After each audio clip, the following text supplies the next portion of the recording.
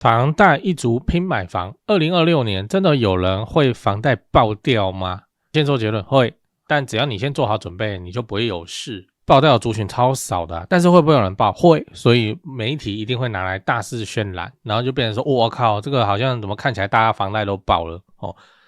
嗨，我是買房阿元，訂閱買房阿元，我先祝你老了有房也有錢。我們上一期影片聊了房貸一族超級多 ，AI 時代怎麼買房可以看一下哦。那今天我想跟你討論2026年會有人房貸爆掉嗎？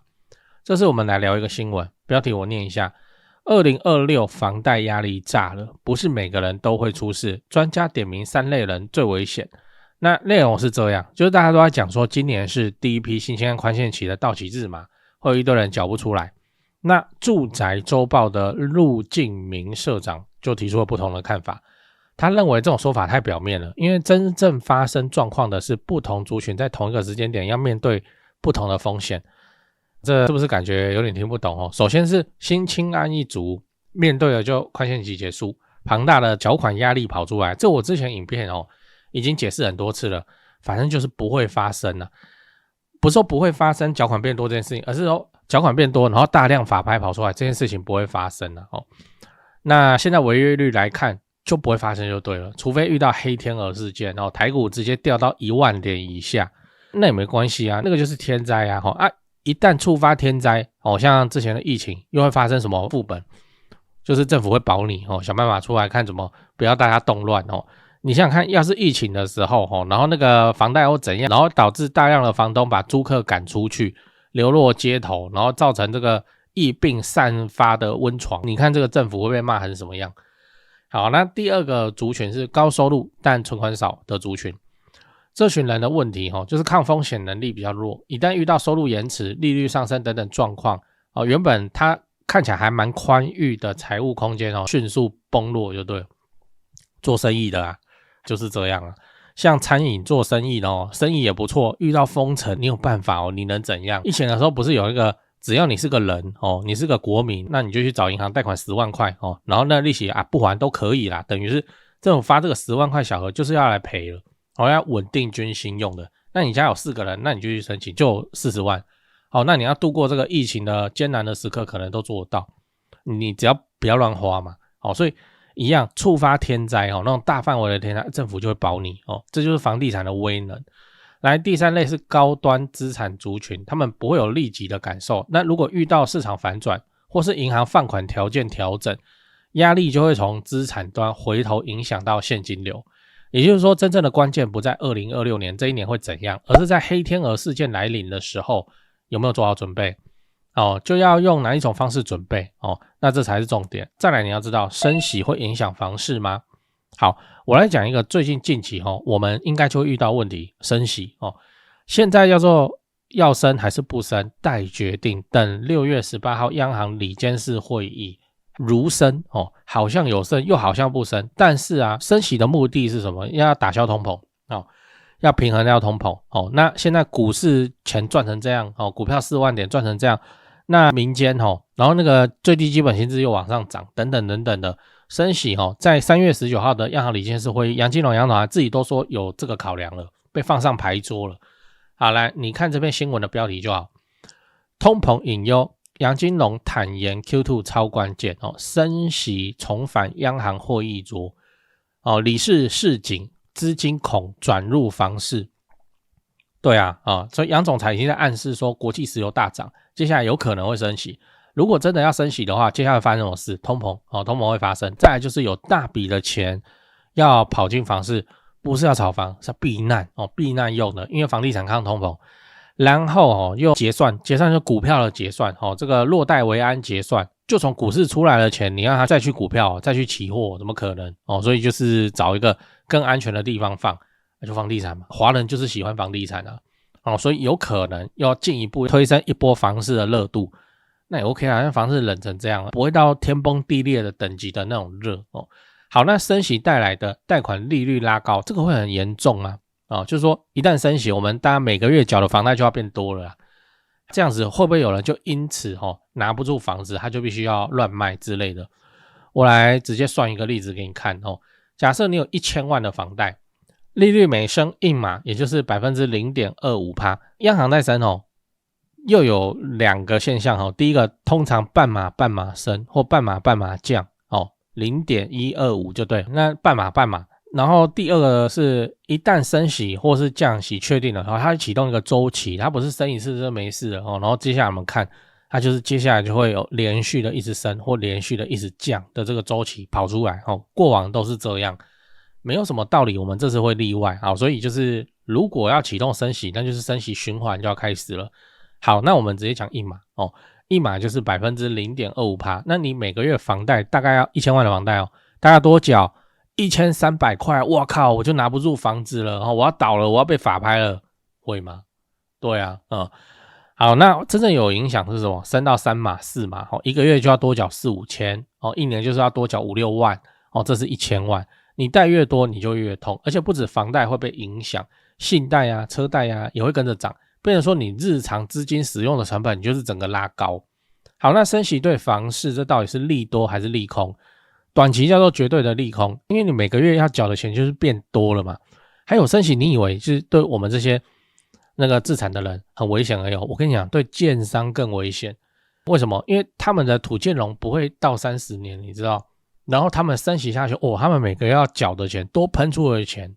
就會突破100萬，都是很正常的。那短期絕對是利空啦，買方就會變得更保守成交量會再度下滑，建商也會更謹慎就对了。謹慎的意思是說資金使用的成本變高啊，我們本來要推3個案，未來3年要推3個案，不然推2個或推1個就好了甚至直接不推案。但升息長期來看是利多這不是幹話大家發現錢趴在銀行的利息根本追不上被通膨吃掉的購買力，那都會動那個心思把錢搬出來搬去哪？搬去房地產你說為什麼不是搬去股票不是他就是從股票結算出來，你讓他回去做股票可能也行就是從那種會動的股票然後弄到幾乎不動的股票，中華電信之類這就是楊總裁在會議上他明明很擔心通膨是要升息的。你一個經濟體你有發生通膨我跟你講，通膨都是溫和的，就是每年要有這個經濟體才會正常，通膨是正常現象你可以想嘛，假設一個村子裡面是100個人然後在那邊買東西賣東西，然後出現了服務業，服務業幫人家剪頭髮，然後他剪，從一個剪髮小妹，然後變成一個老師，人家都要喊他老，他是不是收費要變貴？可是收費變貴的時候，你市场中流通的硬幣紙鈔就這些而已所以勢必要印那勢必就會造成通貨膨脹的一種現象就對了。所以通膨是一個正常發展中經濟體本來就會出現的現象，重點是溫和的通膨，跟對我們民眾的話就是薪資要隨着通膨的成長。所以一般的公司都是1年加薪 3%， 你想說是在加幫你抵掉通膨而已還是說你的公司1年也不會幫你加薪 3%？ 這我不知道。總之就是楊總裁在會議上他擔心通膨，那要升息，這個是全球央行大概都是這樣子做的。可是他又要担心說資金會不會就因為這種恐慌或怎樣又突然給他流進房地產他就不要這樣他要房地產軟着陸，結果你這樣又把錢驅趕到房地產裡頭所以接下來又要怎樣？第8波信用管制是這樣好不容易他說出現了鈍化向下，就是房地產出現了一個軟着陸的訊號，然後其實央行也沒拖，你知道他也不拖台前的，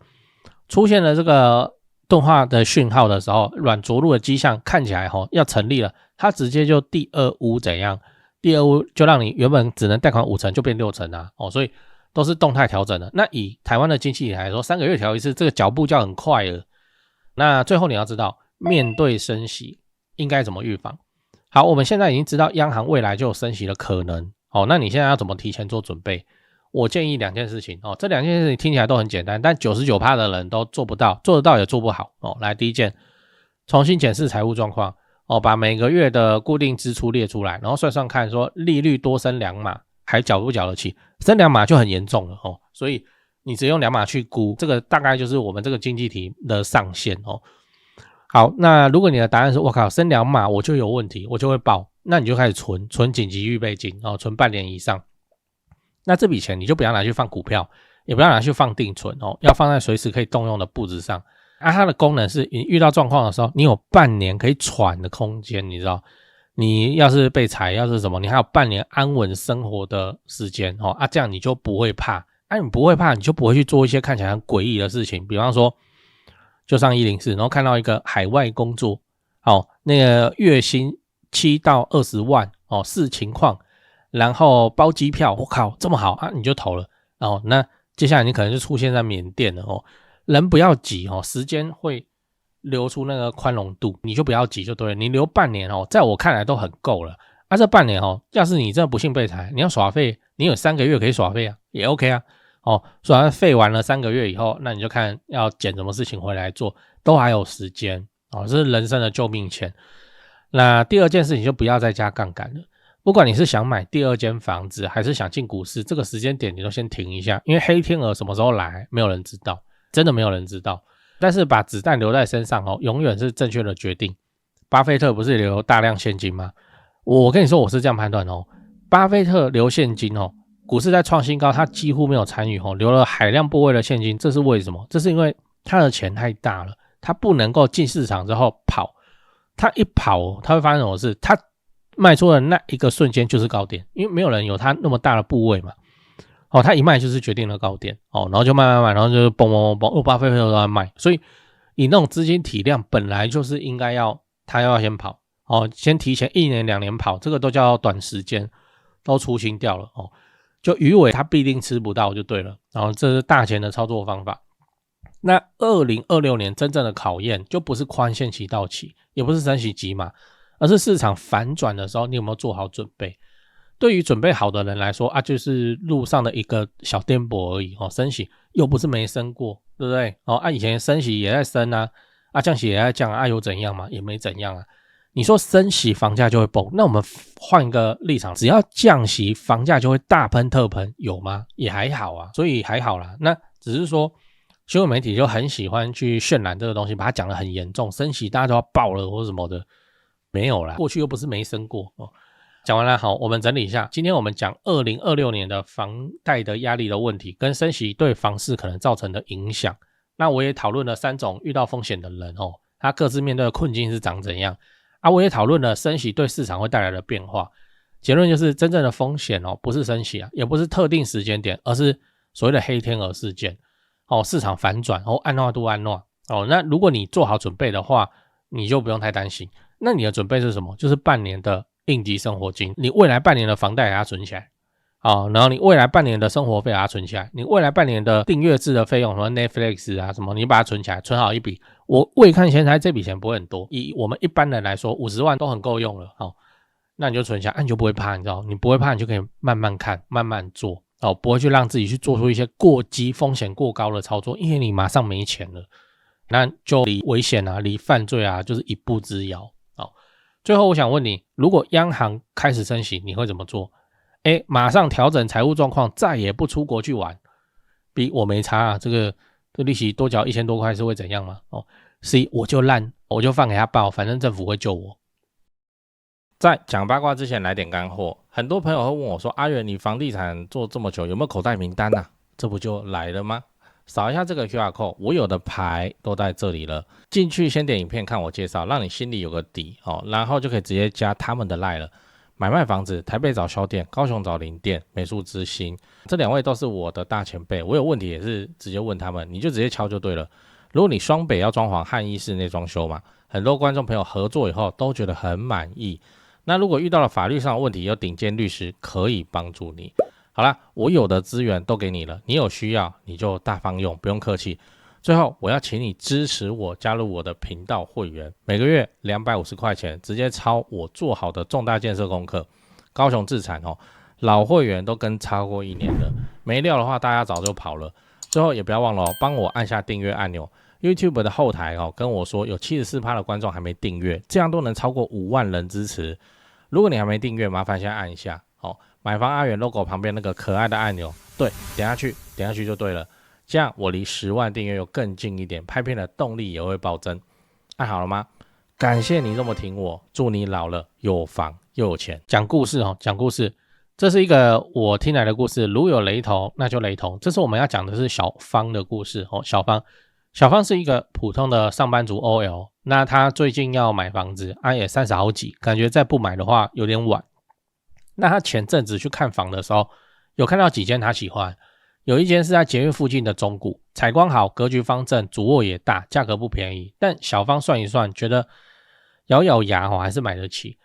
那他準備簽約的那個禮拜，剛好跟一個結婚2-3年的朋友出去吃飯，原本只是聊聊，結果朋友邊滑手機邊跟他說，他們家上個月差點信用破產，也不是什麼可怕的原因，就她老公的公司有點狀況，晚了1個禮拜發薪水，又剛好信用卡卡費那一期要繳的比較多，他們就有一點嘎不過來趕快跑去跟他媽媽掉頭寸啊，不然就要局了。小芳就覺得很誇張，說因為他認識這個朋友很久，他就不是亂花錢的人，是精打細算的人。